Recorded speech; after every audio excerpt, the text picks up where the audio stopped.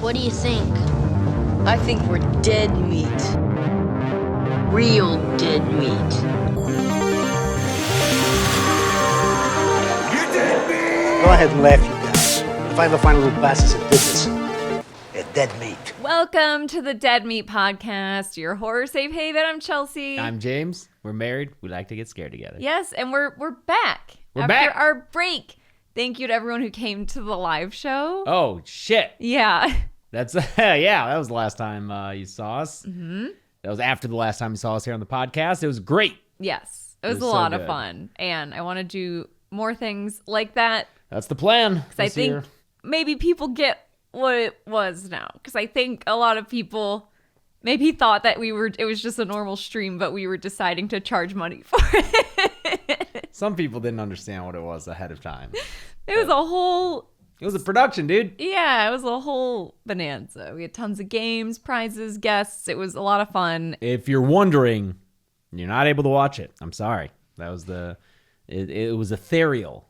Yes. It's gone now. It's gone. And we might, around next Christmas, upload clips. Yeah, we and might do that. Yeah. But the whole point was it was a live experience that you could watch live in person or on the live stream or for VOD for the 2 days afterward. But now it's gone. Although I'm sure someone grabbed it online. I'm sure someone did. But yeah, thank you. It's going to be uploaded to Pornhub, I bet. Oh, man. It would be our third impact on that site. Yeah. But thank you, everyone, for coming. It was a lot of fun. And what else? The podcast is now part of the Bloody Disgusting Network. That's right. Yes, we're now officially teamed up with Bloody Disgusting. I'm so excited. That's crazy, dude. Part of the family. Bloody Disgusting was hugely important in the beginning of Dead Meat in 2017. I think for the first 5 kill counts, they posted an article with them. Mm-hmm. And so that's how a certain segment of the audience found the channel in the first place, was through those articles. Yeah. It was like that, Reddit, the Friday the 13th game, and Practical Folks fans. It was like all those contingencies coming together to create a groundswell of support for the kill count when it first launched that just took Dead Meat off right away. Yeah, they've always been really supportive, so we're super excited to be working with them and Cineverse and the whole team. It's crazy that Dead Meat is now officially a part of the Bloody Disgusting team. Yeah. In terms of the podcast. It's really exciting. I'm hoping we do some crossover stuff with other people involved in that. And yeah, I'm hoping personally, we've never been to a film festival. Yeah, we have not. Other than like Traverse City. Yeah. But like to go and see new movies, especially horror movies, and be able to, I don't know, comment on them or just see what's happening ahead of time. Mm-hmm. We've never been able to do that. And I'm hoping that maybe with Bloody Disgusting, we're able to. Yeah, we'll see. Mm-hmm. Yeah. I can't think of much else. The website is still bumping. You can check that out. Mm-hmm. I play Fortnite now. Yeah, that's what happened over Christmas. It was her fault. It was my fault. I just thought it was funny that Mariah Carey was in the game, so I showed her the video of it. Yeah, and I was like, it is very funny that Mariah Carey's in the game. You should download it, and I'll watch you play it for a little bit. And then I got 2 victory royales, that baby. Was a mistake. And then I was like, this is the start of a problem. Right when I finally break my Sea of Thieves habit, I had a glorious 1 month where I wasn't compelled to play a video game. But now I have Fortnite. I've been playing Infinity Nikki, so I'm not one to talk. You're going to finish that game eventually and be able to put it away, right? I mean, I don't think that's how that works. Oh, that's not how, I don't know how it is works. A gotcha geez, game. Okay. Yeah, it's open world, and it's pretty dresses. That's good. Yeah. But check Dead Meat Presents on Twitch to see me play Fortnite with Michael Seigan, voice of the Kill Count trailer, and our friend, and D&D.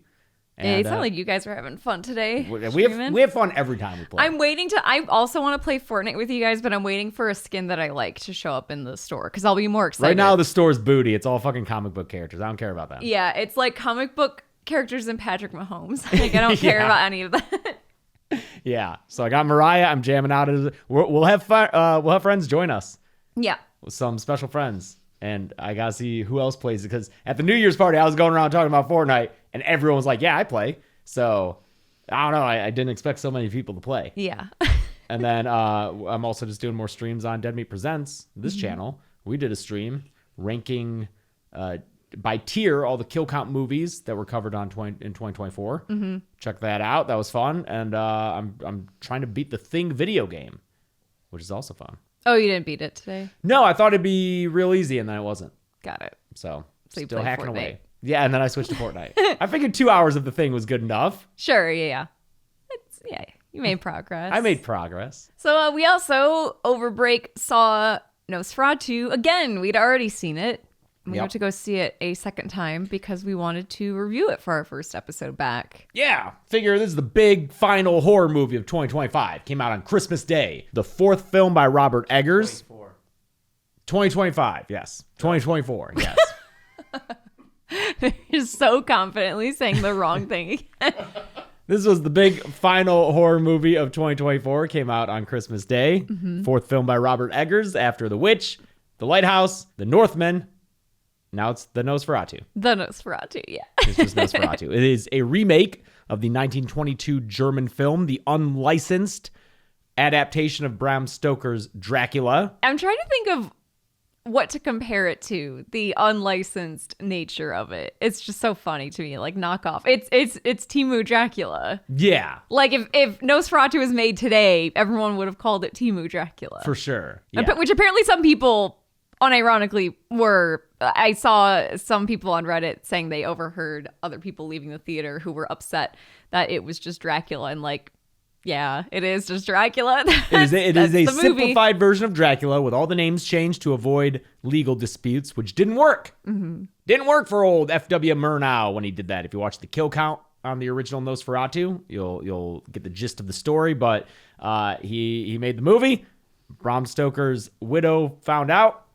Never watched it, apparently. Oh, no. Never once watched it, but sued for the adaptation of it without their permission. A German judge sided with her and ordered all prints and copies of Nosferatu to be destroyed, which they set out to do and tried to accomplish, but didn't quite do it. Some copies survived, and thankfully they did, or else it would have been lost media.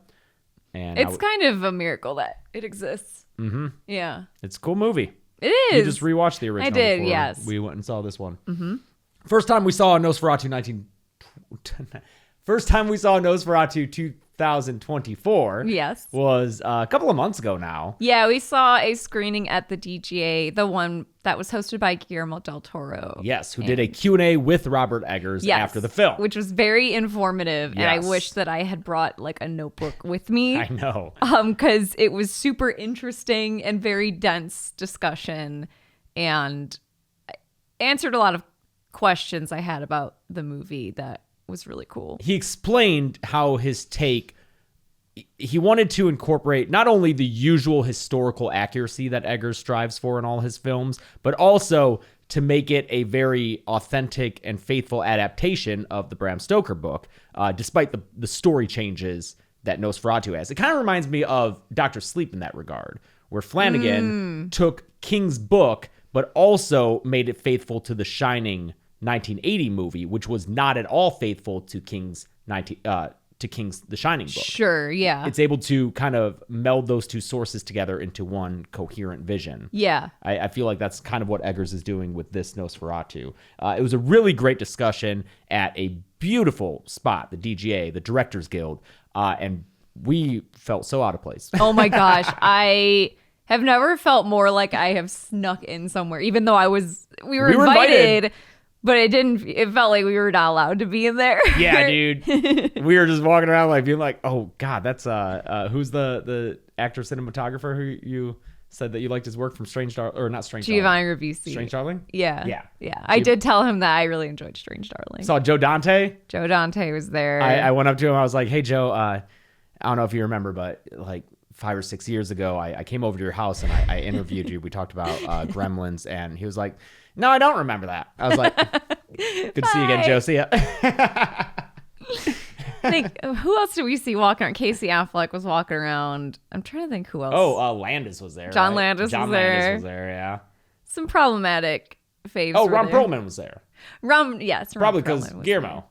And then you thought a guy was Edward Norton, but he was just swear like a waiter I or was something. convinced a guy was Edward Norton, and you can back me up on this. That guy looked like fucking Edward Norton. He looked a little like him. You were convinced, I though. was I was like, I don't know, convinced. dude. And then the one thing that I was like, I don't know, this guy seems really friendly. I heard Edward Norton's not super friendly. No, he was like the guy herding Robert Eggers around to different was groups. like Robert Eggers' handler. At one point, I think I heard someone address him by name, and it was not Edwards. It's like, okay, it's not him. Yeah. But yeah, dude, we were there, like, I was like, oh, man. It's like, I will eat this free food. Thank you. And then we're getting out of here because I feel like we're going to get kicked out if we don't. Well, the fun part, though, was that there was a representative from the studio, and I tweeted about this afterwards because I got such a kick out of it. There was a rep from the studio who knew us. She had invited me to think for the Watchers earlier. Yeah, so she wanted to know what we thought of the movie, and she wanted our genuine opinions because she's getting feedback for the studio. And my first thing that I said was, I think Count Orlok in this is sexy, and she was very excited. And after we gave her all of our other feedback, she said, that's great.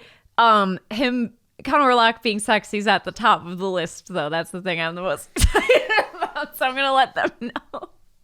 I did my part. Yeah. Yeah. He's rotting. There are maggots crawling I'm out not of his the flesh. only one, okay? Y'all need Jesus. I've said it before.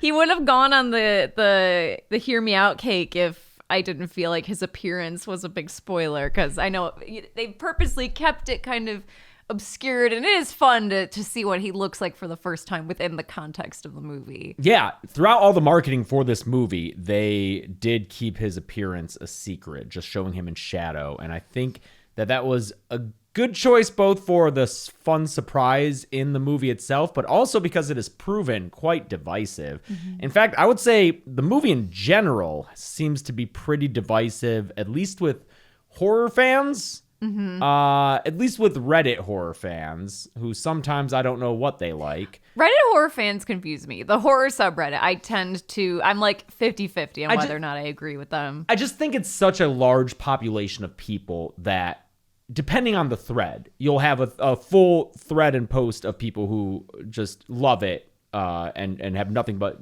praise for it. And then a different post will have nothing but people saying it's mid and overrated. It's just going to be dependent on who gets to the thread and what gets upvoted. But there is, with this movie, even more so than many others, and this happens all the time. I feel like Longlegs got it a lot.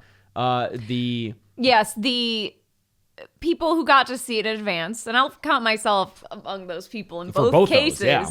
You know, I really loved both those movies, and I kind of builds a hype. Said yes, it does. When you get a bunch of people all saying that, it contributes to like a massive hype that is hard to live up to. Yeah. And I think what's important to remember is that usually the people who get to see the movies ahead of time are going to be of a certain ilk, more like the film festival, film critic type. I know that a lot of influencers now are also getting to see movies earlier, and they might not have the same preferences, but they also might be predisposed to liking something because they're getting that, the access, right. Which, is always going, it can be a factor. Even if we're trying to avoid it, it can be a factor. But I think the bigger factor is just that film critics tend to look for certain things in movies that the general audience may not. And so that's fine if you disagree with that. I think it's just up to you to know how much you generally agree with a film critic's view on movies. And then you can let yourself, get excited or not based on what people are saying. But I don't like people just saying, like, I don't know. It's hard for me to read a lot of film discourse where if you don't like something that a lot of other people do, your immediate assumption is that those people were either paid off or they're being insincere or that they're saying they like it when they know that it's not good. Mm-hmm. When the truth is just people have different opinions and look for different things in movies. So if you didn't like this movie, that's fine. But, don't sit there and leave comments saying like that we were paid off or some shit to like it. Yeah. Because we generally liked it. How much do you like it? I liked it a lot more the second time. Okay. I saw it. And I liked it a lot the first time. Yeah. But I would have ranked it on the lower end of my Eggers spectrum because The Lighthouse is still my number. I love The Lighthouse. I think The Lighthouse and The Witch are still just masterpieces. Yeah. This, though, like the second time inched closer to that caliber of love that I have for it. For me, it's not quite getting up there with those. No. But I think maybe with the second viewing, it does solidify its place in a tier above The Northman for me, which, to be fair, I we would only saw like the to one time. rewatch The Northman because it's.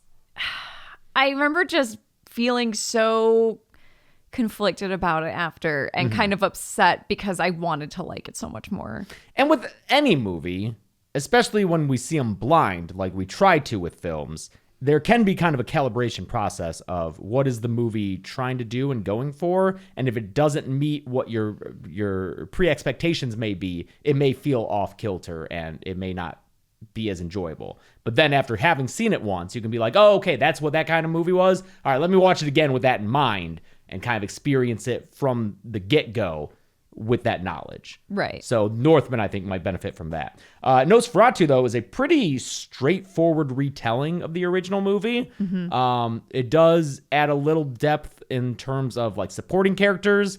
It makes Harding's wife a bigger deal. It adds a professor played by Willem I don't think Dafoe. Harding's wife was in the original. She's in It was there. his sister. Oh, you're right. I'm sorry. You're right. It was Yeah. his sister. They changed the sister for the wife there. Other than that, the story beats are pretty close. They're pretty, yeah, and they make the connection between Ellen, the main character, and Count Orlok more of a thing. Yeah, more that of a metaphysical connection from the start. Yes, yeah. Yeah. Which I know is some people were cool. confused by, but some things don't necessarily have an explanation of like why they are connected, like why Oh, I think it why she specifically is connected to him. to this specific Yes. dead guy. Yeah. Sure, Sometimes you don't need to guess. get that specific for an explanation, at least for me. I think the editing's a little weird in some spots. It like in the middle, it does a lot of like jumping. Like here's a scene here, then here's a scene here. When they're all separated. When Hunter's knocked out and Knock is doing his thing, and then the other dudes are dealing with Ellen. I think it's jumping around a lot, and I don't like the jump scares. I don't either. There's too many jump scares. Second in time, here. I was thinking, okay, maybe I will like them more this time because I know where they are, and maybe I'll be able to better appreciate what they're doing here. And what? No, I don't like it. They just feel They feel cheap. they feel too horror movie, and like this is a horror movie, but they feel too much like a different kind of horror movie than what this is. Like they feel discordant with the rest of what's going on. And we love a good jump scare. Smile 2, tons of jump scares. Fucking love that movie. Yeah, But this just not doesn't here, feel like the except jump the first one, which is really good. in the pre-title card Yes. sequence. Yes, that one's really good. That's good. And if they had just left it at that, I'd be. They should have just left it so that the whole movie you're just waiting for another one, and then it doesn't happen. I think that would be fun. Yeah. I remember when we saw it the first time, the very awkward laughter when the title finally came out, because you could tell everyone was kind of still coming down the from title that came scare. out. There was some laughter and then applause of like, "Oh, nice opening Oh scene." boy, okay. Yeah. And then it just never quite got that visceral again in terms of a genuine fright, I think. Yeah, which is fine. I don't Yeah. need the whole movie to be like that, but I loved Orlok as played by Bill Skarsgård. Yeah. Another that one is divisive, and for that I'm like, okay, whatever, because I think it's great. Lily Rose Depp's performance also seems to be divisive. I can see it feeling kind of wooden, but it's also maybe a performance that leans into that based on the time period, what she's going through. She's basically possessed for most of the movie. yeah, I remember thinking for a little bit like, I don't know if I love her in this. But then as the movie progressed and certain things happened, I went, okay, I see. And then the physical acting from her in the final act It's so good. so And he good. said there's no CG on her. It's just her. What? Yeah. There's like she's like vibrating to a blurred Yeah. level. What? Remember in the Q&A, he said that she worked with, I forget what kind of dance training she did for, it was like some style of like Japanese dance that she trained. Wow. Oh, I wish I could easily Google that right now, but Google sucks and I'll just be here on my phone. I wish I remembered to look that up. But yeah, no, she did a lot of like extensive body work, like movement training for this. So that's Damn. like all her, which is really cool. Okay. Yeah. But yeah, overall, enjoyed it. Thought it was a strong finish to a very strong year in horror. That the first half was a little slow, but boy, did 2024 pick up steam, especially with the indie films. And you will see what our favorites were when you find out the nominations for the Dead Meat Horror Awards, which We have to do that. we have to do that. I mean, as of the night we're recording, Demi Moore won her Golden Globe. Golden Globe for best leading actress performance in a comedy Yeah. or musical. Yeah. Which is, it's such a funny category for that. I mean, the substance is funny. Yeah. Yeah, sure. I'll take it. But apparently, I want to watch her speech because everyone's saying it was an incredible speech that maybe just won her the Oscar. Because apparently, I didn't realize how much Oscar voters are apparently influenced by the speeches at Golden Globes and stuff. I guess Brendan Fraser's speech perhaps led to his Oscar win. And this, people are saying, is like an all-timer, so. Okay. I got it. Yeah, I haven't watched it yet. Yeah. Because that, like, just happened. Yeah, it just happened tonight. Yeah. Wow, this dog is all over you I right know, now. she's so, it's because it's kind of cold in here. She needs a Super sweater, dude. snuggly. She does need her little doggy sweater. Should we get into spoilers? Let's do the spoilery stuff. Yeah, and you know what? Go see it. Go see it and watch the original if you can. Yeah. Like, rewatching it the other night, I mean, I'll be... You told me, because you didn't rewatch it like I did when I had to do it for the kill count. Yeah. But I was like, you should rewatch it before we go rewatch the second one or the new one. And you're like, yeah, I'll probably like play a game or something during it. I just was like, film. I was like, man, I don't know if right now I have the patience to watch a silent movie. I mean, I'm on vacation, and I'll be honest, my attention span, like all of our attention spans, is totally fried. And then I come downstairs, and you're glued to the screen. I was sitting there just watching it, no distractions. I was like, you know what? No, it's great. This movie's good as hell 100 years later. I think you can probably watch it on YouTube or something. I mean, it's definitely public domain. You can definitely find it. Yeah. So yeah, check that out. Check this out in theaters if you want to join the many other people. This movie's doing pretty damn good at the box office. It will likely end up grossing more than all of his other movies combined. That's so crazy. It's already taken in over. Give him bigger budget. I mean, I don't think this one was 40 or 50 mil. Really? I think you're good with that. Yeah. Yeah. I do like the idea of him doing like an insanely big budget movie. Yeah. How much was The Northman's budget? That was up there. I think this was a little bigger, but Okay. I'm not positive. But it's already past 100 million globally. Wow, yeah. And may end up going 200 million globally, which is I mean, great. low budget Eggers is my favorite, but I would love to see him with like an absurdly, like an indulgent budget. Well, you know? he said he wouldn't do Frankenstein. He said he took There's too many Frankensteins. He said he sat down and started it and then decided he couldn't. It was too hard and that Del Toro could handle it. Yeah. Oh, I can't wait He's for doing that. it. And then is it Patricia Arquette doing a like Bride of Frankenstein type thing? Oh, I don't know. Yeah, we'll get some Frankenstein stuff coming up. I'm not the first person to suggest this, but once I saw someone say this, I haven't been able to stop thinking about it. Robert Eggers, Phantom of the Opera. Ooh, Let's fucking go. That'd be good. This was honestly close-ish to a Phantom of the Opera. Yeah. I think similar themes and a similar structure, just with our three main characters. You've got the Phantom, Raoul, Christine kind of triangle going on. But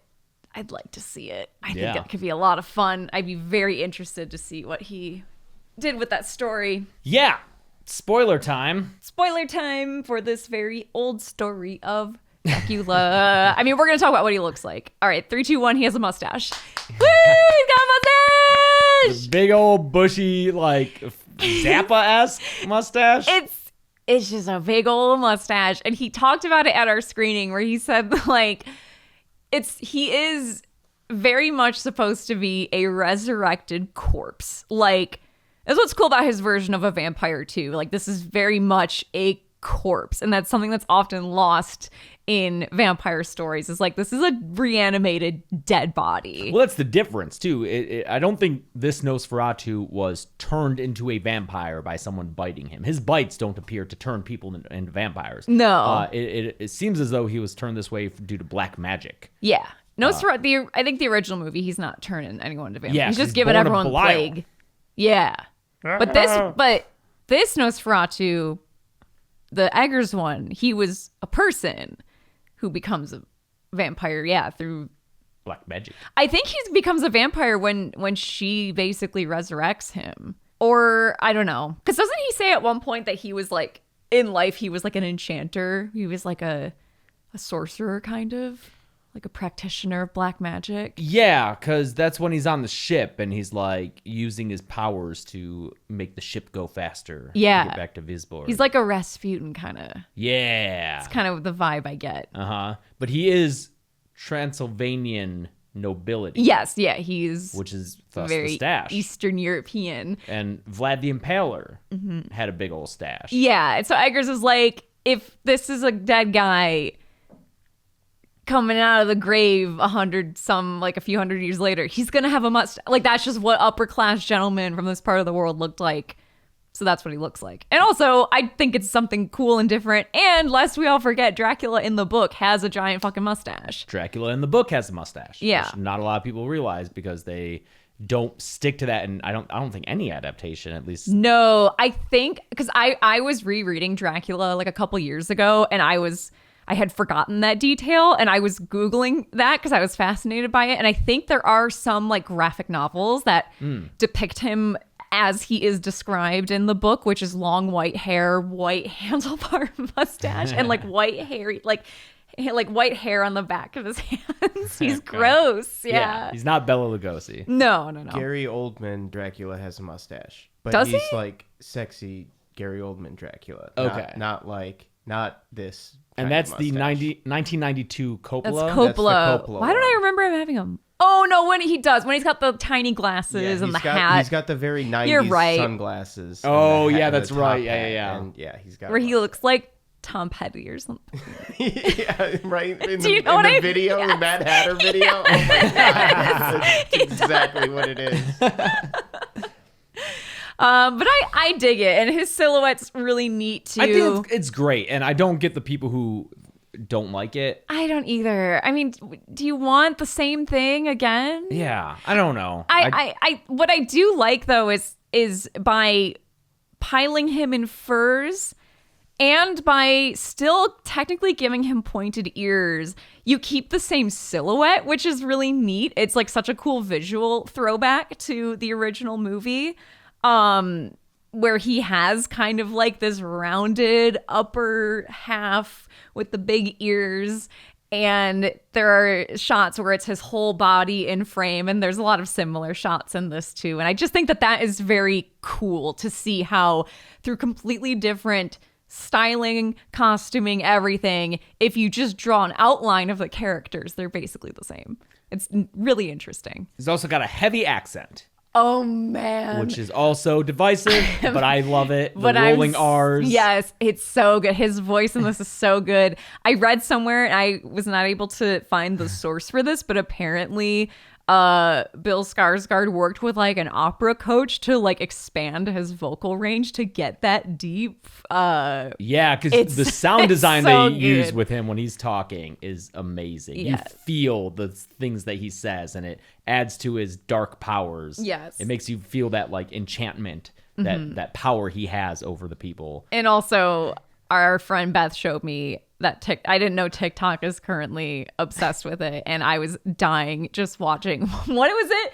You must bounce on it, crazy style.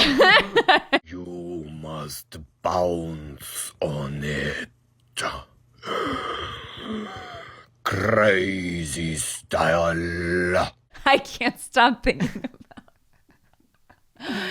I must clap those cheeks. It's so great. I'm obsessed. It's fun. He's having fun, and I'm having fun. Yeah. Also, I can't see him in this role. No. He's unrecognizable to me. It's so weird. And Gressel, you said the same thing. You said exactly what I was thinking, where I couldn't see him specifically, but I could see a Skarsgård. Yeah, there's those shots where it's him like intensely looking. Yes, and it's it's like the there's eyes. the Skarsgård eyes. Yeah, It's like his dad is the Baron in Dune. Yeah. The eyes, they're very, the genetics are strong, man. But you put like a picture of Orlok next to a picture of Bill in Barbarian. Crazy. And I'm like, yeah, no. nope. Yeah. Really impressive. I love that he's doing so much weird character stuff. Yeah. So the cold open to the movie takes place years before the rest of the film, and it is a Ellen pre-Hutter. This is her young. She's got to be like a teenager here. I'm assuming like a teenager here, and she's basically she's Christine in Phantom of the Opera. She's praying for her angel of music to come comfort her because she is so very horny. She's horny. She's horny. She's a horny teenage girl, and the angel of music, I mean Nosferatu, answers. I love how his first word is "du," and I'm just like, Du hast. Du hast mich. Yes, I love it.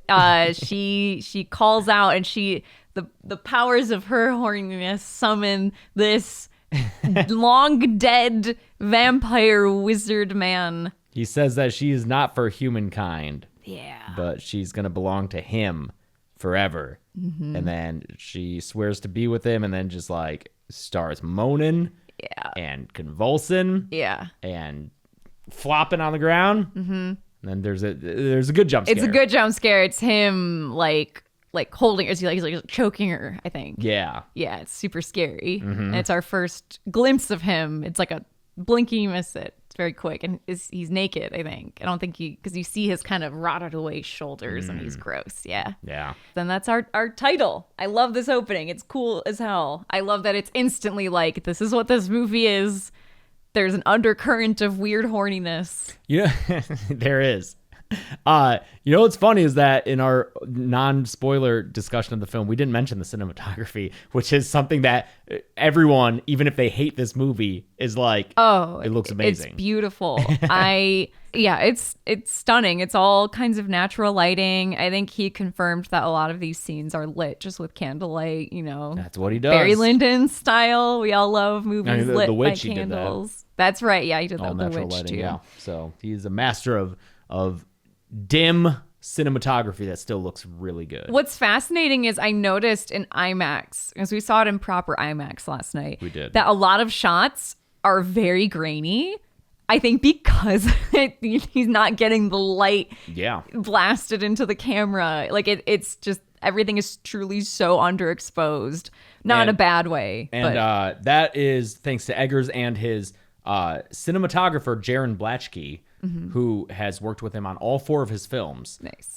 He got an Oscar nomination for Best Cinematography for The Lighthouse. Didn't win it, but the now only 46-year-old Jaron Blatchkey is just does incredible work with Eggers' style and what he is always trying to do. So, he also did Knock at the Cabin.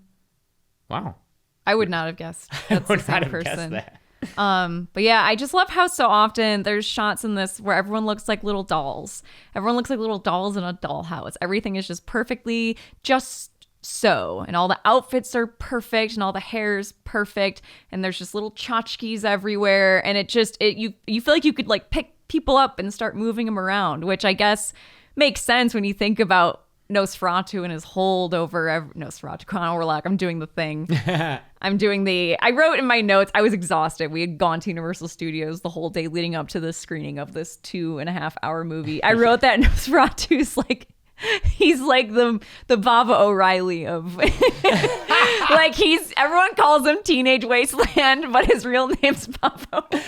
I was gonna say Billy the Puppet for a more a closer horror comparison, but sense. No, Bob O'Reilly. Yeah, that checks out. Yeah.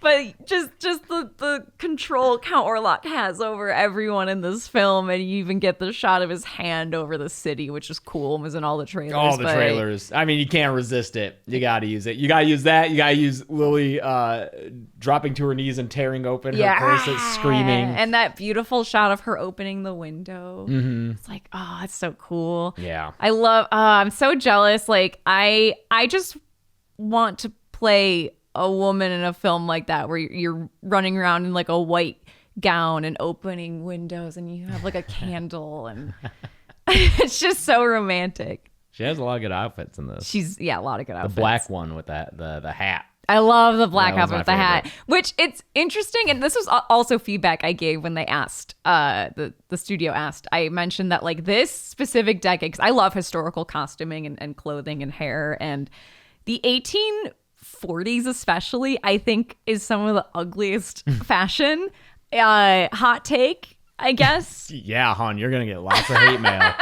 Yeah, I mean, we've said some pretty heinous things on this podcast Yeah, before, but 1840s men's fashion, I feel like, is pretty peak. Like all the guys look incredible in this movie. I love the high-waisted pants and the cravats and I love it. It's very flattering. Women's fashion, like the dresses are beautiful, but it's the fucking hair. Google 1840s hair, and it's the most disgusting. Everyone's got the center part with like just little hair curled into little turds hanging off the sides of their head. I hate it. But this movie makes it look so... It's the most I've ever liked this kind of era. It doesn't feel stuffy. It's very clean and concise, and all the lines are really pretty. Whoever did the hair especially, like I'm assuming all the wigs, like amazing. I was really excited by it because I normally just think, ugh. Yes, we are in 1830s Germany. Yes, it's before Germany was a country. 1838. Okay. It's before Germany was technically a country, but Right. I think it was still called It's a Germany. collection of Yeah. princedoms. So we're here with Ellen, who is now married to Thomas Hutter, played by Nicholas Hoult, in yet another vampire movie. After he was, Oh, I thought Renfield. you were gonna say yet another emasculated male Also that. character role. After Renfield and the Menu. Yeah. I literally there's a scene in this where everyone's just standing and pointing and laughing at him. Yeah, This poor man. this poor man. This whole movie is there's just very sad men in this movie. Yeah, The two young men in this are the saddest men. I think genuinely both very tragic characters in different ways. The very first scene we see of them, he's about to leave because he's got like a work assignment, and she just wants him to come back to bed because she wants to fuck. Like she's like, take your shoes off, get in please, this bed. I'm horny. I Yeah. want to fuck my husband, please. I'll even move the cat out of the bed if you want. They have a little cat, which I love because in the original she's got a cat. Yep. And I can't believe I haven't seen anyone point this out. I'm sure people have, but her cat's name in this new one is Greta, and the name of the actress in the original Nosferatu is Greta. Who played Ellen? Yes. Yeah. Yeah, which is a nice nod. I think it's very cute. It even looks like the same kind of cat, the same kind of tabby. But he's like, no, I gotta go to Herr Knock's office and get my real estate assignment because I gotta earn money because I'm a husband now and I gotta get us some nice stuff. And she just wants to bone down. He wants to have a kid, Yes. and to provide for said kid, and get them a nice home and nice stuff, just like his good buddy, Frederick Harding. Friedrich Friedrich Harding, Friedrich, yes. who is married and has 2 little girls with a 3rd child on the way. They're just a nice little domestic Perfect family. little family. He's inherited his father's shipyard business. I wonder if it's intentional that they are literally 2.5 kids. Oh, That like the old, yeah. the ideal perfect family, the 2.5 children thing. You've got 2 kids and one currently being baked. Yeah, exactly. What's his wife's name? Anna. Anna. Yes, played by Emma Corrin. Anna is really good friends with Ellen. Yes, they give them a cool friendship in this movie. These characters have a long-standing friendship. I wonder how all the characters met each other. I don't know if they say. I don't know, but when we interviewed Emma Corrin and Lily Rose Depp as part of the Nosferatu press junket, you can watch those interviews. They're very short. But Yeah, I loved those too. They were great. They were awesome to talk to. I really liked them both. And Emma mentioned that Robert had given her her character backstory about how she came to appreciate and like Ellen, because she had initially had some resentment towards her, or at least some distrust, just because she was a younger, wilder, spirited person, but then she saw how she was able to calm and connect with a horse in a stable, and that led her to have an appreciation for her. Yeah, which is so cool. I Yeah. love that Eggers wrote all these little backstories. Eggers for does that a everyone. lot as far as his character work with his actors, and also, as we learned, his set work and set design. He'll dress a set to the nines, even if it's not on camera. He'll have little things and knickknacks and family heirlooms in drawers that don't You're even just get never open gonna during the see. scene. Yeah. But it's there for the actors, I think, primarily to help them feel lived in this world. I forget who we were talking to, because we also had the awesome chance to talk to Willem Dafoe and Nicholas Hoult for like 3 minutes, but it was great. Yeah. And they may have mentioned how just being on the set and you're in between takes and you open a drawer and you see like old family photos. Yeah, of your letters character. written to your character from another character. Yeah, Like, and that's it just so cool. I think that's so awesome and helps greatly. Yeah. With these actors who are in these, not only a supernatural horror situation, but 1830s Germany. Yeah. Yeah, definitely go watch our interviews. I really liked the conversation we had with Emma and Lily about their characters' relationship with each other and the kind of like the spectrum of femininity that they both kind of represent, and maybe their mutual both respect and resentment of each other, which was Yeah. really interesting to talk about. Because one has this successful, picture perfect, written down on paper domestic life, and the other does not. And yet both of those lifestyles have pros and cons. Yes, they seemingly leave them unsatisfied in some way. And what I think is cool is like these marriages are both such like foils to each other, where you've got on the one hand, you have Ellen, who is super horny for her husband. Like she loves him. She just wants to have sex with him. She still wants it to be the honeymoon. She says the honeymoon was too short, right? And then you have the other couple where that seems to be the case with the husband. Friedrich can't keep his hands off of his wife. Yeah, And and she's like, even like, dude, like not in public. And she never seems like she loves him and loves her family, but she's never like sexual. Like it's never that kind of desire towards him. And maybe Friedrich should have wound up with Ellen. well, but it's like how Friedrich, the way that the movie portrays the both of them is Friedrich gets kind of like a, oh, stop, a little slap on the hand, like not in public. Whereas with Ellen, it's, oh, this is a medical problem. That's true. Yeah. Yeah. Strap her in a corset and comb the yeah, wound. yeah. Her humors are imbalanced or whatever. Yeah, it's interesting. Yeah, that's there's lots of different ways to read into the movie and what happens during it, its themes and everything. Our take is going to be mostly that it is about a woman's sexuality and the urges that she has and how those are interpreted by, especially an older society such as this, where the female orgasm isn't even considered at this point, probably. Yeah, it's. What's so fascinating to me, a fascinating piece of history, and I'm not sure if this was still the case in like this specific era of Germany, but for a long time, I know in like medieval Tudor England, which is just a time and place I'm really fascinated by, the female orgasm was something that was required to consider sex a completed act. Oh, really? Yes. Oh. Which at first sounds pretty great, that's like sex to create a child, the woman must orgasm. Oh, okay. But the flip side of that is if a child is a product of like rape or something, it's, well, that can't be true because you must have enjoyed it or consented because you must have orgasmed and like conceived a child. Anyway. There's so much to unpack there that I know. I don't think we can, but So I don't know if that was the case in 1800s Germany, but yes, the female orgasm has long confounded society, science. So I definitely see Count Orlok in this is not necessarily just a representation of that, but certainly I think the politics of female pleasure is very much what he kind of the is. politics of female pleasure, I think, is what Nosferatu 2024 Good is all about. sister movie to The Witch in that way. Yeah. absolutely. Yeah. I mean, that's what he does. He's into that. Yeah, Ellen wants to live deliciously. Yeah, dude.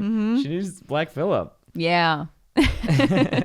So Thomas goes to his weird little boss, Canuck. Oh, Herr Knock. Yeah, if you're pronouncing it the German way. I always said knock. But Yeah, yeah, I it's guess Canuck. it's Canuck they're saying It's like here. the Monty Python Knights, the Kniggets. Oh, okay. Yeah. Oh, yeah, That's yeah. just what I think of. I do like how in at least this film, his one scene as an ostensibly normal guy, he does appear ostensibly normal. Yeah, he's adorable. Although we first hear him and he's laughing. He's A laughing. little He's already got, and he's maniacally. like, he's all right. He's talking about Orlok. He's like, he's got 1 foot in the grove, 1 foot in the grave. Ha! If you get what I mean.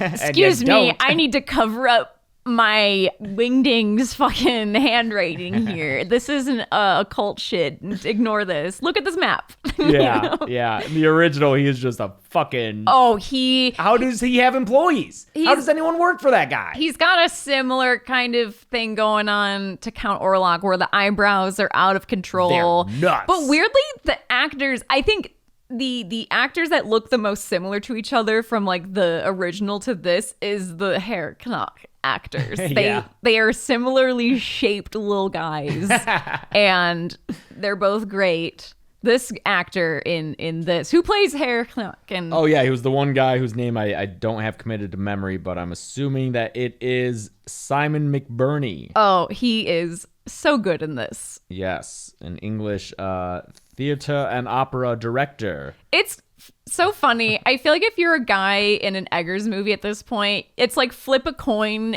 You might have to be the crazy naked dancing one. Oh yeah, Willem Dafoe Willem Daf- did his part in The Northman. Northman, yeah. He Yeah, was a little and jester. yeah, the A light. little Were they bit of both getting lighthouse. naked in the lighthouse? Yeah, I he's forget got if he's, they were he's both standing up there naked. with his like his Yeah. yeah. A lot of ding dong flapping around the lighthouse. They're Who's both running around Creature naked. in Harry Potter and the Deathly Hallows Part 1? Creature, he's one of the elves. He's Oh, okay, that's this he's guy. oh shit, whose elf is Creature? I forget. Wait, they own the elves? Oh, like Dobby? Yeah, dude, that's a whole plot line in the books that the movies said, we're not going to do that. Really? Yeah, Wow. they're like Was there like Hermione. an elf liberation society? Yeah, are you Almost joking? Verbatim. Yeah. Really? Wait, are you joking, Maybe or that's you're what- just that's you're maybe- just maybe saying that's that as where a it came bit? from, like, because no, that subconsciously. is I mean, I read those books once. the elf. It's the Elf Liberation Front, right? Because Yeah, ELF, it's ELF. Oh, okay. Yeah. and it's Hermione's pet project, and everyone makes fun of her for it. Does she succeed? No, the elves decide. You know what? We like being enslaved. Oh, it's like the little guys in the Jetsons movie. It's dude. It's exactly like the little guys in the Jetsons movie. That's right. Oh fuck. Anyway, did not Said think on the Nosferatu podcast. I didn't think the Jetsons movie would come up. We're a little obsessed with the Jetsons movie. So bad. It's so bad. All right. Hey, I want to talk to you about our sponsor this week, Rocket Money. It's the new year, and one of my goals is to pay more attention to how my life is organized. I'm very bad about clutter. Stuff on my desk, clothes on the floor, subscriptions I've forgotten about. The start of a new year is the perfect time to get organized, set goals, and prioritize what matters most. Rocket Money makes that so easy. With Rocket Money, I don't have to remember every subscription or worry about forgetting any because I can see them all laid out right in front of me. Rocket Money is a personal finance app that helps find and cancel your unwanted subscriptions, monitors your spending, and helps lower your bills so you can grow your savings. You can easily create a dashboard with a personalized budget to help keep your spending on track. Get alerts if bills go up in price, if there's unusual spending activity, or you're about to go over budget. There's even a new goals feature that'll automatically save money for you, so you don't even have to think about it. Rocket Money has over 5 million users and has saved a total of $500 million in canceled subscriptions, saving members up to $740 a year when using all the app's premium features. Cancel your unwanted subscriptions and reach your financial goals faster with Rocket Money. Go to rocketmoney.com/deadmeat today. That's rocketmoney.com/deadmeat. rocketmoney.com/deadmeat. Anyway, Canuck knows Count Orlok and says that he's looking for a nice new rundown mansion to come live in. client, he's old and weird, and he wants to come move here. But you have to go visit him to sign the lease, He has to sign the lease in his castle. and then he'll come here. Right. Don't question it. You'll get money. You get to go on a work trip. Yeah. That's fun. All expenses paid. Here's a horse. Yep. Here's a horse, and have fun in Eastern Europe. Yeah. Try the paprika. I just reading Dracula. It's so funny. The first few chapters of the main character just like horrified by how paprika is in everything, because that to him is very exotic. So yeah, he heads over to Transylvania. Leaving his beloved Ellen with Harding Yes. and Anna Yeah. and their little girls. There's Christmas. It's This is a Christmas time, right? movie. I think this. I say perfect Christmas movie. She before he goes, she puts her hair in a locket and gives it to him. Yep, that was a normal thing to do. Yeah.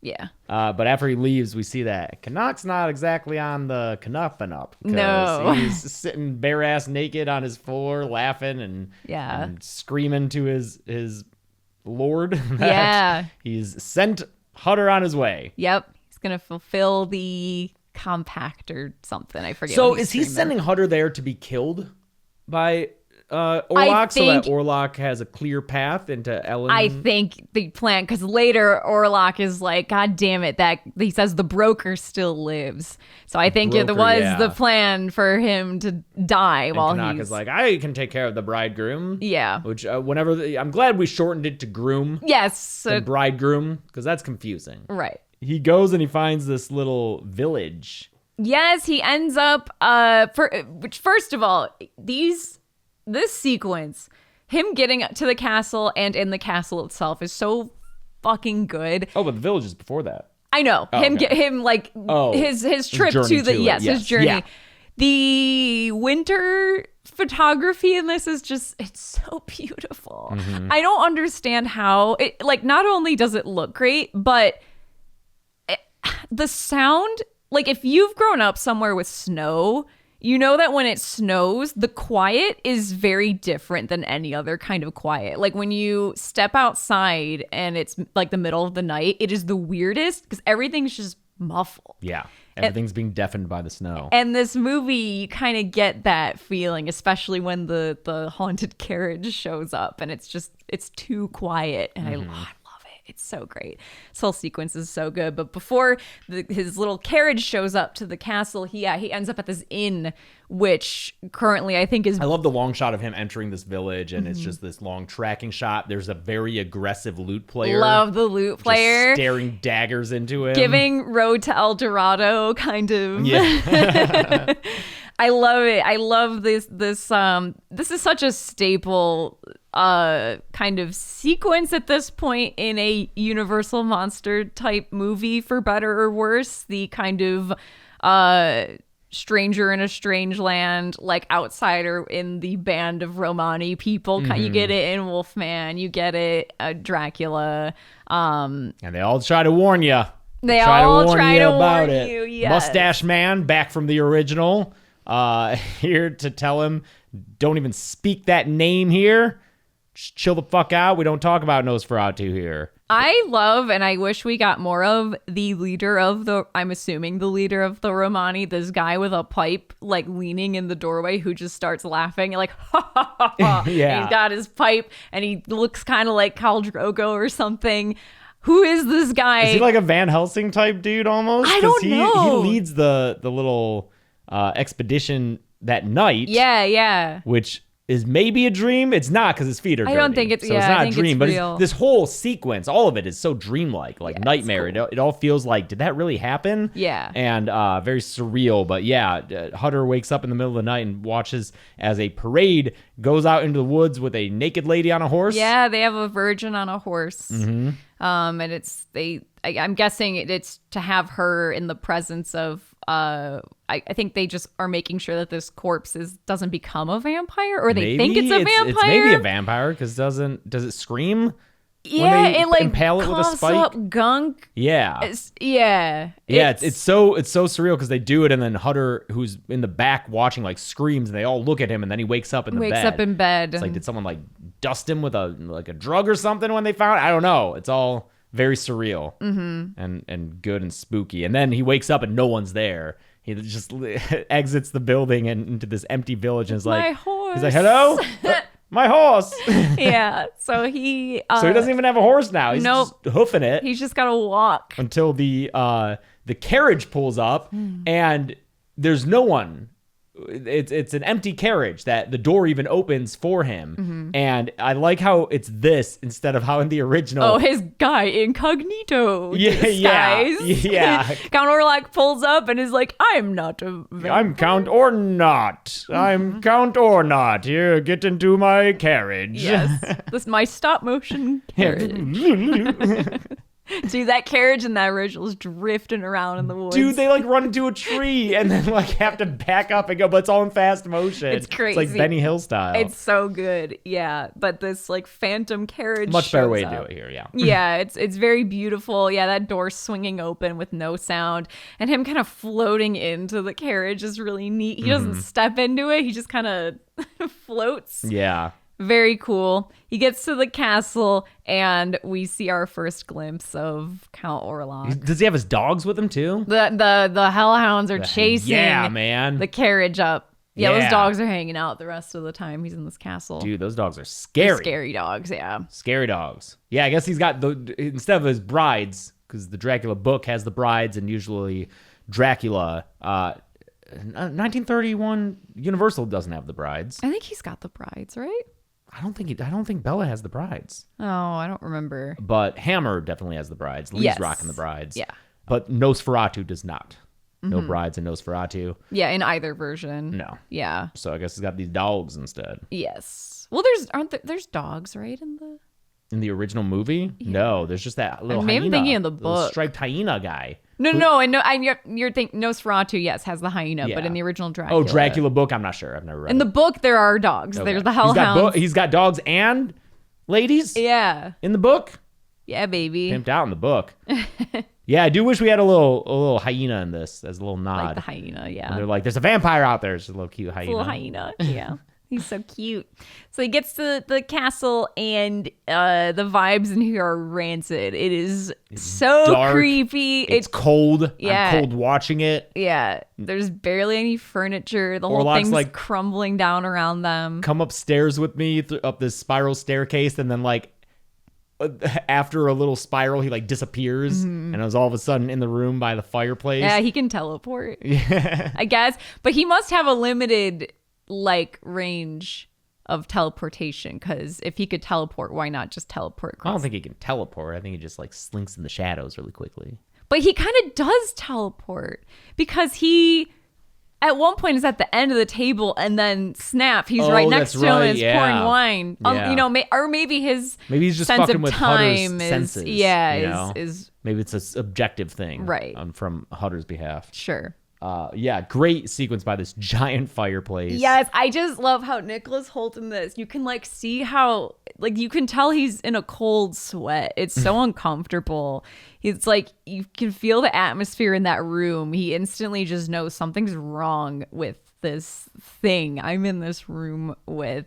He commands him to drink and eat, and then when he slices his finger open, he's cutting some bread, and he's like, and I love the close up on Count Orlok's eyes where he says, "Take heed of what you do," which is fun. I love how that's dialogue in the original. That's one of the title. He says that. There's a lot of instances of just totally lifting dialogue from that original and making it scary, which is very neat. He's also breathing so heavily. Nosferatu needs He needs a CPAP he machine. does need a CPAP machine, some nose strips. Yeah. Like, this guy cannot Can't breathe. breathe He's for like the a life pug. of him. Yeah. So they do the contract work, the paperwork, and they're going to be neighbors. Yeah, I love that he says like, "No, we are neighbors." Like, great, thanks. Setting up for the Amazing. best sitcom ever. It's gonna be the Burbs, dude. Yeah. Because he is moving into that shitty rundown building. Yeah, that's like right across from. It's not, they don't say that in this one. And because don't they light it on fire at the end and you can Oh see yeah, it in it's the distance? yeah. It's in the not, original, it's like, they're like across the street. it's from across each other the street. in the They're like original. looking through the windows at each other. Yeah. It's very disconcerting. But Yeah. He must just be under such a spell to sign this paperwork that's also just in wingdings. Like, it is just this, like, Yeah. a cult. I don't even think this is, maybe I'm wrong, it's some, like, lost language or language I'm not familiar with, but it just looks pretty occult. Mm-hmm. Yeah. But yeah, we learn later that he signs his wife away for a bag of gold. You think that was in that paperwork? 100%. Yeah. Oh, I thought that was maybe just the house deed and like that was a metaphorical thing. No, I think that was in there. Oh. I think because it's I think vampire Willem Dafoe rules. says it later. Yeah. Oh, okay. I think it's vampire rules, kind of, where it's like, You need the permission. Oh, well, I know that later he has to. It's funny how like in that cold open when she's younger, she said she like vows herself to him, but then later he's like, well, it's been long enough to where like the terms and conditions may not apply. I need you to redo it. I need you to do it in like and are you sober too? Okay, you're good. Yeah. You have sound mind. All right. I like too that after he It was probably because she was a minor. there, Yeah, yeah, maybe she there was a you go. minor. He's like, hey, listen, I thought we had a good deal, but like I went to the courts and they said it's not legally binding. Because So. yeah, you said that when you were a minor, so we gotta redo it. I like that after he signs the paperwork, and he's here a couple nights too, so I'm kind of, I'm forgetting what happens on what night, but after the paperwork is all done, I think this is already after he's been bitten once. He like has one night in the castle and wakes up and he's got some bite marks on his chest. And I think then they do the paperwork and Nicholas Holt's like, look, I gotta be blunt. I need to leave as soon as he stops himself, and I swear he's about to say as soon as humanly possible. But then says, I forget how else he rephrases it, but I think he catches himself there because I think he just already thinks this, whatever this is not human. Clearly. Yeah. But I think it's like the second night in this castle where we get the full blood sucking scene. Oh, yeah, because he finds Orlok in his coffin and opens it. Yeah, he goes to stab him. Yeah. It's like a pick or something. And is he just taken off? He's taken after what he saw the Romani do? I think so. Okay. Yeah. He opens it and it's a maggoty, nasty Orlok who gets up and naked. hangs dong. Yep. And then chases him with his dogs And his dong. and his dong and dogs. Yeah, he's flapping around, Mm-hmm. running around that castle, catches up to him, and he basically corners him in his room and just starts sucking his blood. Yep. And he's the- like perched on him. Yes, it reminds me of that painting we have in our house, The Nightmare, a Yeah. little bit, where he's kind of on his chest. And there's a weird sexual undertone too. Like He's like, yeah, he's gyrating. it's so Yeah. gross. Yeah, it's like he's both gyrating and using his whole body to like suck blood out of him. It's so From his chest, which is apparently also from the original Dracula book. We Yeah. all know it. Dracula's vampires bite into the neck, which is makes more sense generally. Sure. The breastplate right there, that's a very The shallow bones and- shallow area to drain blood from. But so I'm not sure why exactly they changed it to the neck and when that was done. You suggested maybe it's to not have to show a décolletage in Yeah, early maybe. films, which is a Although possibility. it's- But that's pre-code. Pre-code, Yeah. it wouldn't. Yeah, so I don't So- know. I mean, I think you might have been right where it just looks more cinematic. You can see both actors' faces. Yeah, and- it's like, you get a good angle on that. Mm-hmm. Yeah. And then what? It's just he's chased and yeah. He I think wakes up after and is like, I got to get the fuck out of here. And he's chased. He has the dog set on him. I think this is where it's like, okay, we need to just kill this guy. But then he jumps out the fucking window. yeah, And into the midst. yeah, and gets swept away in this river where these Orthodox women rescue him. These like Orthodox nuns. She was gathering sticks. She was out on her stick collecting. Sure. Merit Gaga badge. sticks. Yep. She's collecting resources. Yeah, and we're condensing that because all this happens throughout like a long period of time, and that's another, I guess, thing I could see as a criticism of this movie, because even we're like, wait, so is this the time when he gets bit and then he gets chased, or is this when Lily has a conniption at night and she does we see a lot of the same thing happen over and over. Yeah, it's fine. I don't know, For it's- recap's sake, it's not interesting to go over every single. no, but even scene, watching it, I'm like, it's, you're seeing a lot of the same thing over and over. Yeah, sure. Like, how many scenes are there where Aaron Taylor Johnson is like, no, I can't believe you. Like, it must be logical. Mm-hmm. And Lily Yeah. Rose Depp like having like a nightmare. Yeah. There's a lot. It's sure. But yeah, so he gets rescued by this like what? It's a cloister probably of nuns, and they heal him, and there's like an older nun who basically is like, "Oh, yeah, this guy's been reawakened. He cannot leave. Oh god, he cannot go across the ocean." And then cut to he's on a boat. Yeah. Well, I think she's like, he can't leave. He has to sleep in the dirt that he was buried in. But he figures out a way around it. Yep. Just put that dirt in a box. Yep. There you go. There you home go. away from home. And then we speed run Last Voyage of the Demeter any percent, which I love the boat stuff too. It's creepy. It's creepy in the original. The boat is some of the best stuff in the 22 movie. Yeah, and here you get a better view of the people being all plaguey and Yeah, sick all the and rats and blah. Yeah, it's a great. lot of rats. A lot of rats. A lot of real rats. Real rats. He was in our Q&A, he was saying that like a ton of those rats were real. The ones farther towards the back are CGI, but most of the rats in I the forget the foreground number he are gave, but an absurd amount. absurd amount, and then they said it smelled It bad. smelled crazy in there. Yeah. Yeah. They said those rats be pooping everywhere. They poop and pee everywhere. Yes. So while all that's happening back home, Ellen, she's not sleeping very well. She's not sleeping well. She is having, just freakouts and is generally just saying weird shit to everyone around her. Yeah, Ralph Ineson is brought in. He's Yes, a the doctor. doctor. Dr. Severs. More ether. Crank Yeah. up that ether. He's standing there talking to Aaron Taylor Johnson, who plays Friedrich.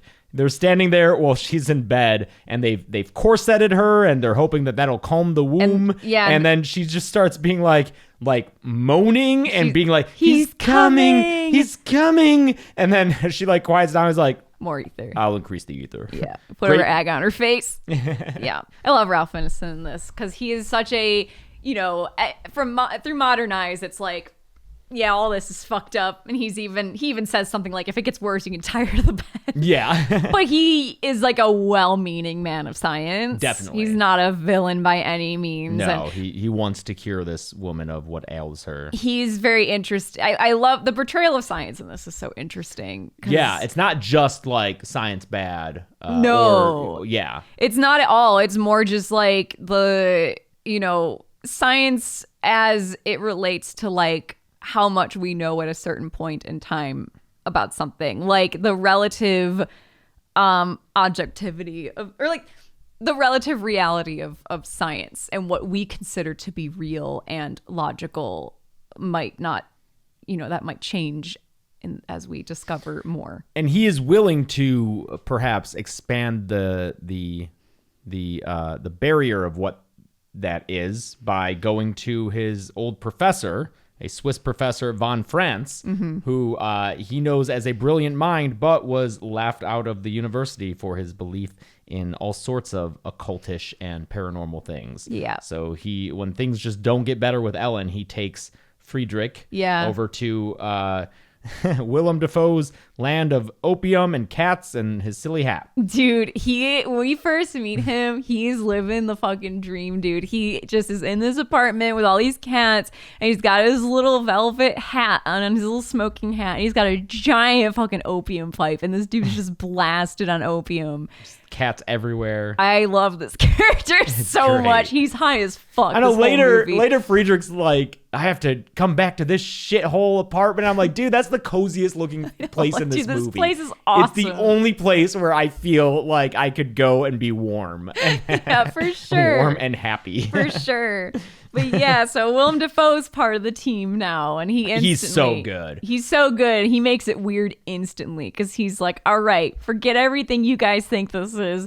Untie Demons." this child at once. Oh, I know. It is sweet when he walks in and he's like, what the fuck are we doing in here? And you know instantly that he's on her side and he feels safe immediately. He's just reprising his Poor Things role yeah. of crazy old mad scientist guy who actually has a tender heart for his weird little sexually frustrated young woman in his charge. I love this this weird archetype. She for even him. her hair looks like Emma Stone's. Yeah.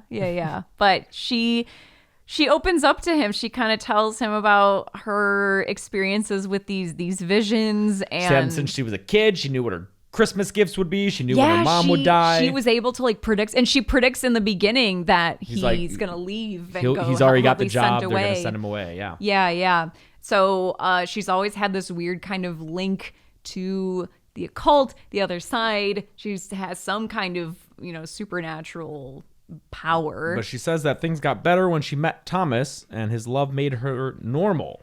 Yes. So, This is after what she asks. She's always felt lonely too. I think because of this. Oh, yes. Power. You're right. And she, when she was younger, begged for any kind of connection, like someone from the celestial sphere. She says, and that's how she, reaches out, and it's Count Orlok that answers the call, and then from then on she's had this connection to this creature. And it's sexual. Like she says once that her father finds her like basically undressed, and that's ever since then their relationship was like strained, and yeah, but that's what she alludes to, being fixed when she meets Thomas is which I guess, it makes me think of like the idea of like making an honest woman of someone, like a sexually liberal woman, have her like tie her down to a man to get her to behave herself. Even in one of these scenes when she's, again, it's hard to keep track of all these scenes because a lot of them are the same thing happening, but she's like convulsing and having a conniption. And like while she's speaking in a possessed tongue, Emma Corrin's character is like, she needs her husband. Mm-hmm. Like that's their solution to this possession is like, she needs her husband. Because that's what Anna would think, just because that's what she did in life, and that's what she thinks women, that's their path in life. That's how they'll find ultimate fulfillment. Right. Whereas that is not necessarily, as Ellen has found, to be fully effective. Yes. Yeah. Because Willem Dafoe says that she's cursed by a demon, and I think Severs is like, well, the professor is, I'm sure, speaking in metaphor. No, I mean a demon. Huge laugh from the crowd. Willem Dafoe's funny in this. He was getting tons of laughs when we saw it. Yeah, and he's pretty much an entirely original character. I don't think he maybe is like that guy. Like a Van Helsing, and he's like that. And Nosferatu's messing with the Venus flytrap. Venus flytrap guy. Yeah. That's who I thought of. But yeah, also, again, blasted out of his mind on opium this whole movie. It's so cool. He's having the time of his life. Also during this time, Canuck has been admitted to the psych ward. He bites the head off a bird, and blood spurts everywhere. Yeah, and then he's got all his little rats, and there's poop on the walls. I don't know if you noticed that. That's I didn't a fun see that. detail. But when he bites the head off the bird, Severs is there. He's in charge of him. He's like, "No, my good man, why would you do that?" Yeah. I love how Eggers always has like a sense of humor throughout the films. Yeah. They're not comedies, but there are lines to laugh at. For sure. Like Willem Dafoe offering schnapps. yeah, schnapps. Schnapps. Yeah, and just him.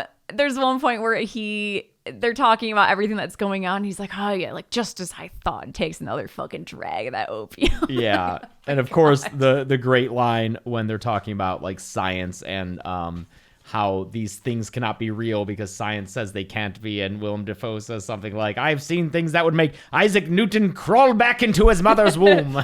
Like another thing that's interesting about how science is portrayed in this movie is it reminds me of how like when you look at the history of science, it's there's not like a clear path of like, oh, humans discover this thing is true and instantly accept that it is true. Science is very fraught and political, and it makes me think of Copernicus. Yeah, Copernicus, Semmelweis, the guy who basically realized part of the reason there were such high mortality rates among mothers is because doctors were not washing their hands because doctors theory? Yes, this was right before, I swear, after a few years after he dies. I think germ theory is basically proven and discovered. It's the saddest thing. So this guy realized that these doctors their job also was handling dead bodies. They would touch dead bodies and then go deliver babies, and these mothers would die. And this guy Semmelweis believes that germs exist. But when you think about it, if you're in that time period and it's like, the reason that doctors must wash their hands is there's these invisible things. Do you know what I mean? Like, it is crazy when you think about it, and you don't have a way. He never had a way to like prove it. It was just, he had this theory, and he ended up later in his life, he was committed, I believe, and he had like a nervous breakdown and died thinking like, everyone thinks I'm fucking crazy.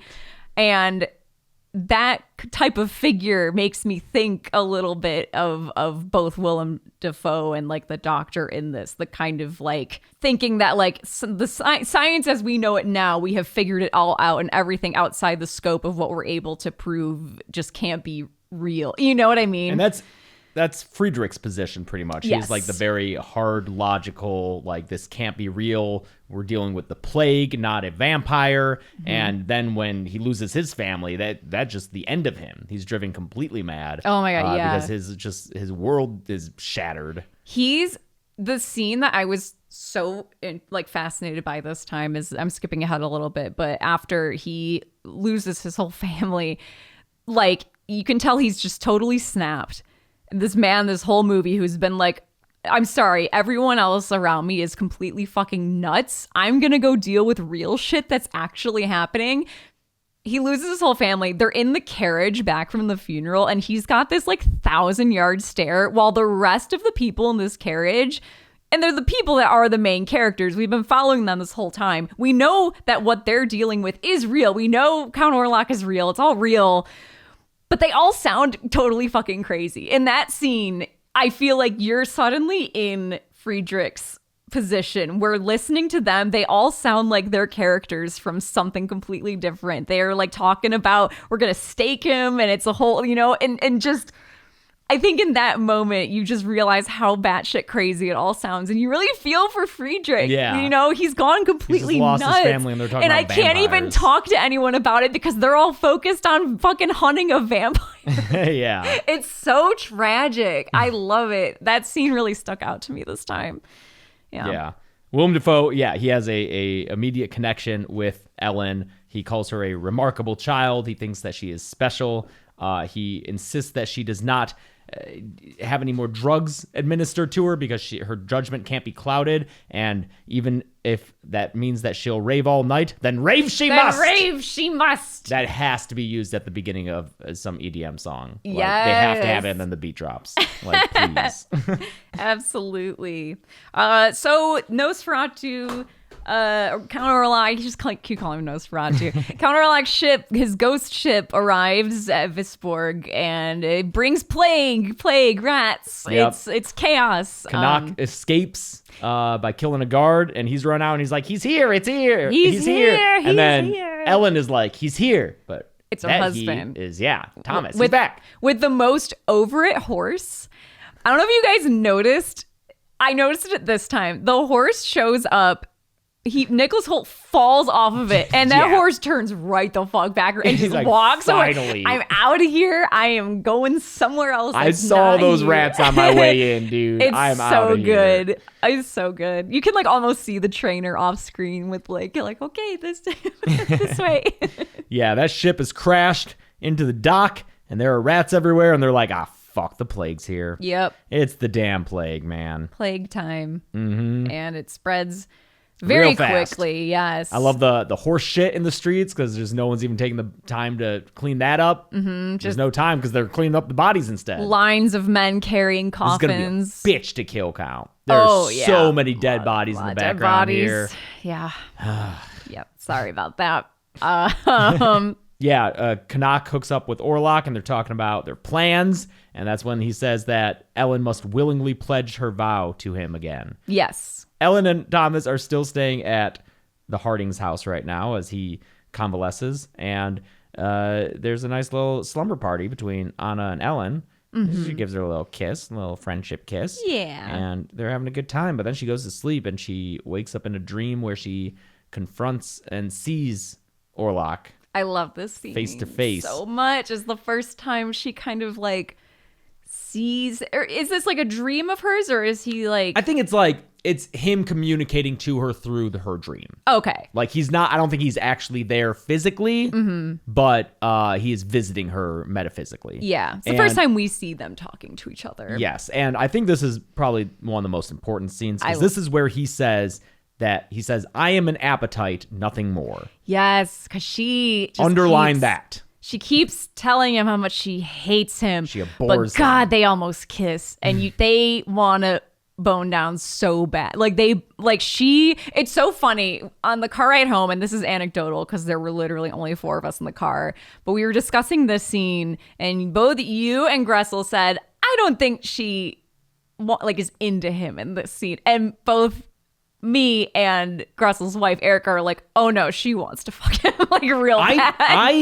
And it's up for debate, but I think it's easy to say like, oh yeah, she's horny for him, she wants to fuck him. I think she does hate him. I think she does, but she also wants to fuck him. Sure, I think she just wants to fuck, and he's the guy available. I think if Hutter were as horny as Orlok, she'd be all good. She'd be good in the hood. She wouldn't need or have this lust for him.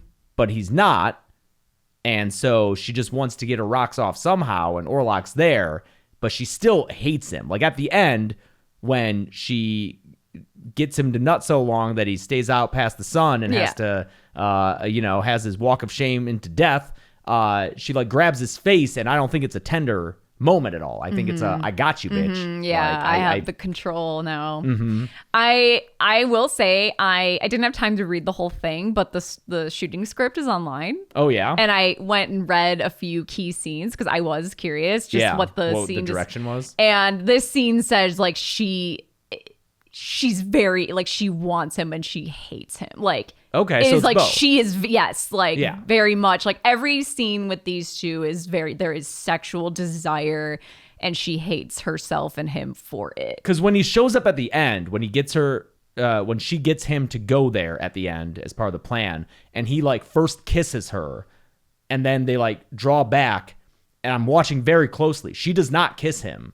She does, after they pull apart the first time, she does not go for another kiss as though she enjoyed it. Instead, she turns around and leads him to the bed. It's all right, let's do this. Exactly. It's not oh, that was yummy. She's kissing a corpse. It's fucking gross. Yeah. I think it's okay, I have to do this. It's more of a dutiful thing. Yeah. Yeah. But I also love their relationship's just so interesting. It's so, again, it's very family opera where it's they're so bad for each other, but you love watching it kind of thing.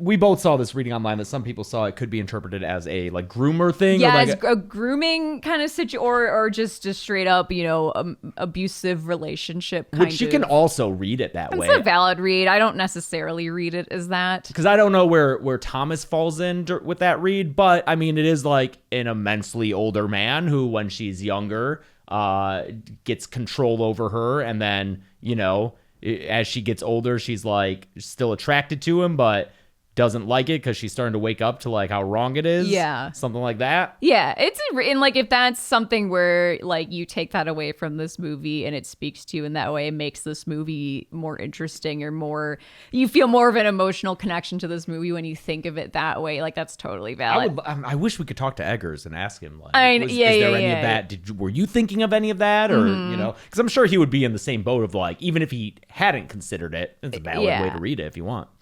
For me, I feel like Orlok is a bit more abstract than that. I feel like he's desire, he's female desire and shame that comes with feeling that way. He is an appetite. Yeah, and he's an appetite, right.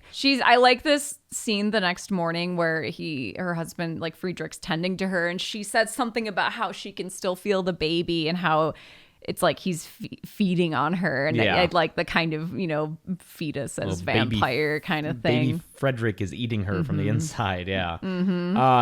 Frederick and Ellen have this conversation that I really like, where she says, "I will not stand by and pretend at your superiority." She calls him stupid and cruel. I noticed this time around that he does not let her touch him. There's a couple moments where she goes to either grab his hand or something. He yanks away. It happens a couple times, and is it just because he blames her for everything? He blames her, and I almost think even though he's a man of science and he believes plague is real, but I also wonder if he sees her as having something that could be contagious. Yeah. This like mania that he views Exactly. her as yeah. having. Don't and make my wife sick too. exactly. I don't want your shit in my family. And he's very averse to her touch. So around here is when, Thomas gets nursed back to health by Ellen. And so this is when she has that scene where she it's a weird scene that a lot of people are dick confused. me down as hard as Count Orlok. So is she having a spell? Is she like kind of possessed, I think? I think so, She yeah. is just like she is at the other nights, only she's awake this time. And yes, because she sounded like she's under Nosferatu spell, Orlok spell. Because she says that you could never please me as he could. Yeah. It's also though, it's almost like she's like she wants him to. So she's like challenging him to. She wants to prove to herself and to Count Orlok she doesn't need Count Orlok. Yeah. She's like, no, he can do it. He just needs a motivation. He can fulfill me. He just needs a kick in the pants. Exactly. He just needs to, And he does it. Yeah. He rises to the occasion. Yeah. He gets in there.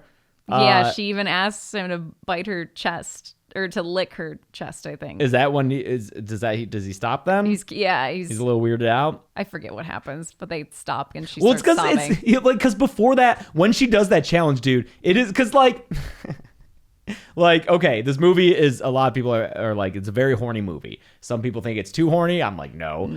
But some people were like, it could be a little more hornier, and I'm usually on the side of like it could be hornier, but in this scene, she's like putting her face against his junk. Yeah, after she just drooled everywhere, and then she crawls over on the floor. It says she'll be good. It's she's like literally face against pantsed junk, and that's when she's like, "You could never please me as he could." So I mean, it's pretty horny, dude. Yeah, for sure. But yeah, they fuck, and then she like does that thing where she starts laughing and then crying. It's which you never want to happen when you're having sex. That's no good. It's not good. You don't want that. No. But yeah, because she does say during it, let him see our love. Right. She's like, yeah, let's show him. Yeah. That we can fuck. That I don't need him. I don't need his presence. I'm happy with, because she does. Again, I really believe she truly loves him. And a lot of people make fun of the Nicholas Hoult character and call him a cuck. And like, that's not what this is. Like, I think she truly loves him and wants to be totally satisfied and fulfilled by him. Yeah. And it kills her that she's not. I think it breaks her heart that she's not. Mm-hmm. Yeah. But because she is still resisting, he visits on the third night. And he's like, the shadow hand passes over Friedrich, and he's like, sleep. Yeah. Do not wake up. They basically come up with a whole like dummy plan to get Nicholas Hoult out of there. Oh no, this is when Orlok visits. Oh, I'm sorry. This is when. Yeah, I'm sorry. He keeps Friedrich asleep. Yep, and then goes into the kids' room. Oh man, fuck them kids, dude. Dude, he chomps into those little girls. One just like drops on the floor, and then he bites into the other chomping on the other one, and then he approaches Anna, who has walked in on it. Cut to 3 caskets being carried. Yeah, 2 little ones, 1 big one. Do you think they had to draw straws for who got the big one? No. Who had to carry the big one? Oh, who had to carry the big one? Yeah, I don't know. I'd much rather carry one of the little ones. Yeah, but there's this funeral. Friedrich's totally fucking lost it. He's the saddest man. We get that carriage scene I was talking about earlier, which I love. Everyone else in this movie is in their own little fantasy land, and poor Friedrich is like, holy shit, everyone around me is crazy. I guess I'm just gonna go crazy too, because what else can I do with my stupid fucking life right now? Yeah. He goes back to the tomb that these coffins are in, and boy, he gets out his dead wife and fucks her. Yeah. I mean, we see him kiss her, and then later when they find their bodies, he's laying on top in between her legs. He fucked that body. But he was all plaguey too when he was doing it. Yeah.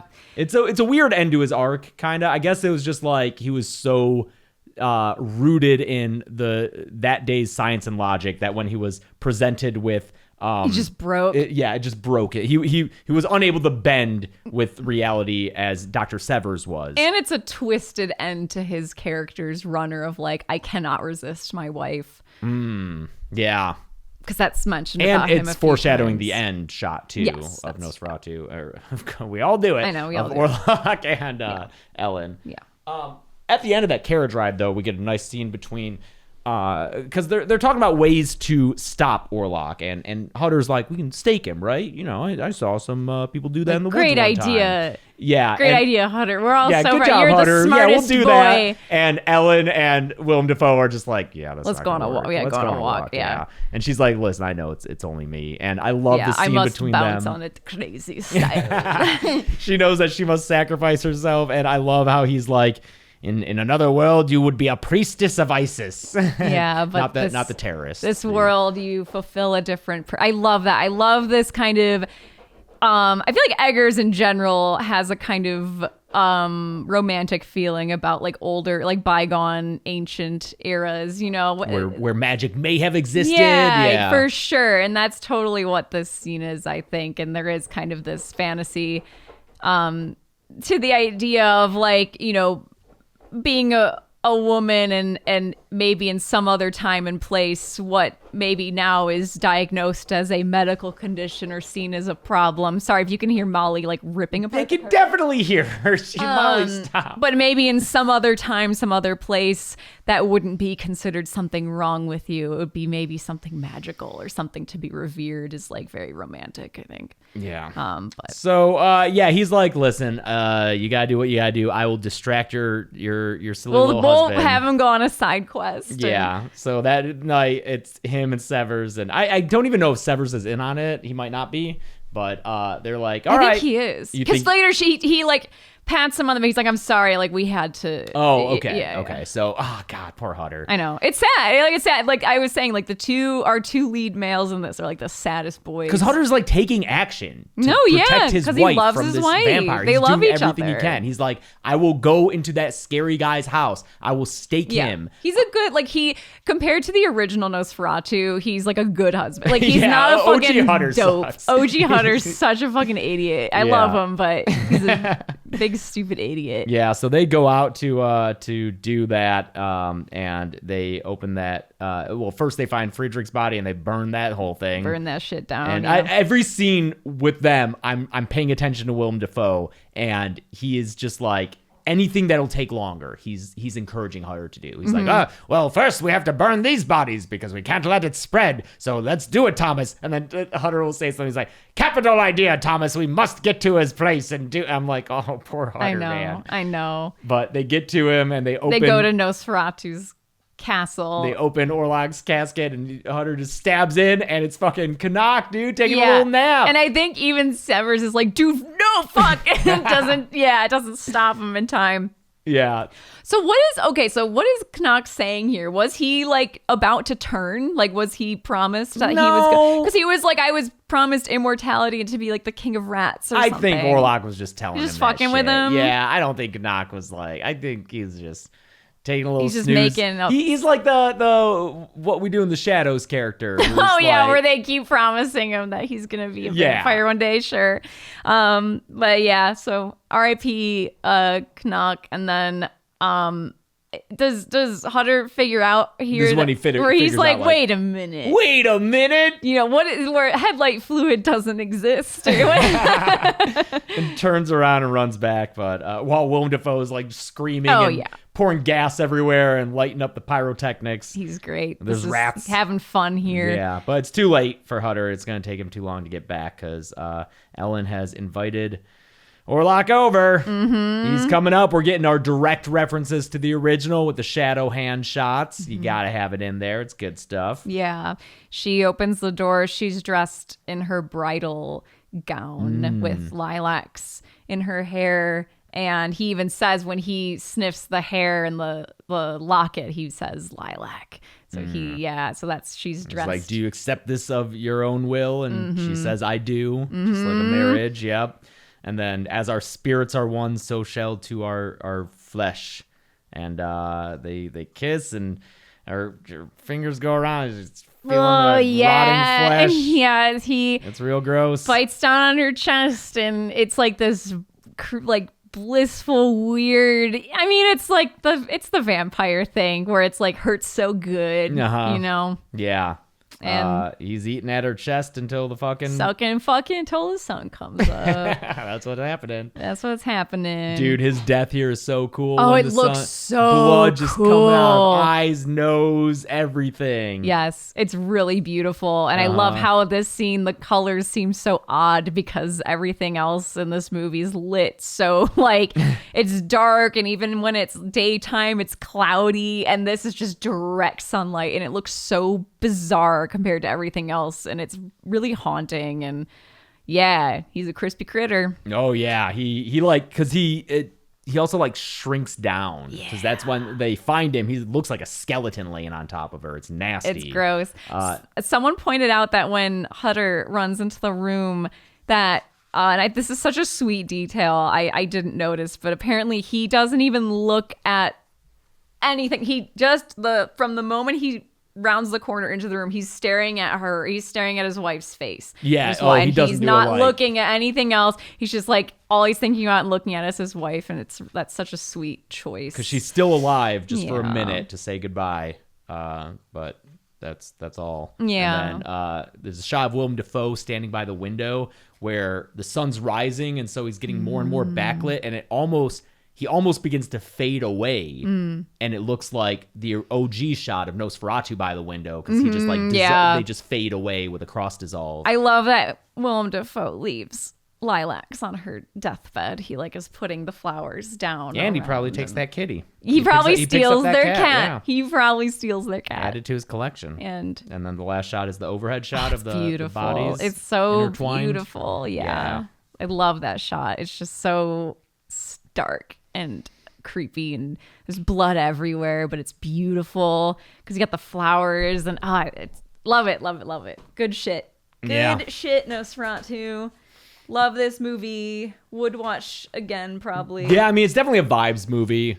It's definitely like less about story and character development. Like the characters the characters they're very like no, the characters are interesting, I think. I think they're interesting as ideas rather than as people. Yeah, which that makes sense because a lot of people were saying this movie is very Jungian, like the Jungian types. Sure, I can see which that. makes sense to think of them as like their ideas because they do seem like they're representative of other things. Yeah.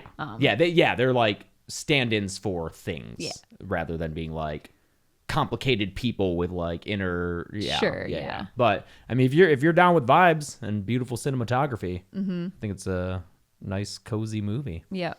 Robert Eggers, Phantom of the Opera. Let's go. Let's do it. Even though I'm thinking, the more that I think about this movie, the more I'm like, would it just be this? Yeah, right. This is already pretty similar, Yeah, well, I can't wait to see what he does next. Because what was the rumor that was not confirmed by anything? But I don't know. It was something kind of dumb. It was like a schlocky movie that people said that he was going to do, but I don't think it was confirmed. So always check your sources. Yeah. If it's from IMDb, it's probably not real. Yeah. Yeah, very true. All right. Great. We went a little long on this one. Sorry, Gressel. Great. Next episode, hopefully will be Horror Survivor. I promised it for this month. It's going to be a little tight because we got to work on the Royal Rumble. We got the as well. Rumble and we got the awards. Yeah. Yeah. But I promised Horror Survivor. I'm going to try my best to make that happen. Okay. Because I know, I love it. Everyone loves it. It's just a lot of work. Yeah. But thanks for listening. yes, thank you. Happy New Year. Mm-hmm. Very happy New Year. We had a great 2024. We won't have as many, kill counts this year. Can't do that again. Not back to back, at least, with the weeklies. 61 kill counts last year. Crazy. But we plan to do other different interesting things. Mm-hmm. So hopefully that'll sate you. And hopefully you'll get to see us in person, too, because we're going to do more live conventions and live stuff. Great. Live stuff, tours, etc. Yeah, great. So until next time, Chelsea. I'm James. And that's Gressel. And Thank this you. has been the Dead Meat Podcast.